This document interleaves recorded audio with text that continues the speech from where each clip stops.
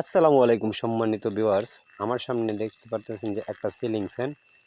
এটার দুইটা পাতার গাঁট ঠিক আছে।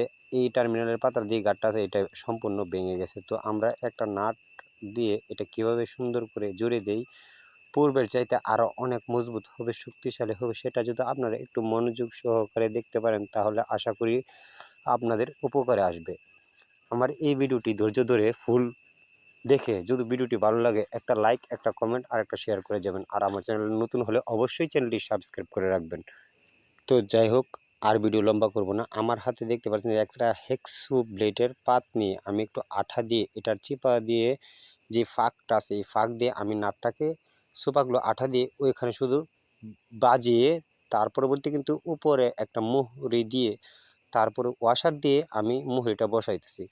এখন সুপার গ্লু দিয়ে এই নাট টিকবে কিনা আপনারা অনেকে প্রশ্ন করতে পারেন। না ভাই, আমি সুপার গ্লুটা শুধু দিছি এই জায়গায় যেন নাটটা শুধু আটকে থাকে, সেই কারণে আমি কোনো স্থায়িত্বর ব্যাপারে নির্ভর করে কিন্তু আমি এখানে আঠা ব্যবহার করিনি। পাশাপাশি আমি এই নাটটা লাগিয়ে নিলাম। এখন আমি এটাকে পর্যাপ্ত পরিমাণে টাইট দিয়ে নেব। যতটুকু টাইট আমার মনে চাই সেম ততটুকু টাইট দিতে পারবো, কোনো সমস্যা হবে না। তো এটা তো সম্পূর্ণ আপনাদের সামনেই করব।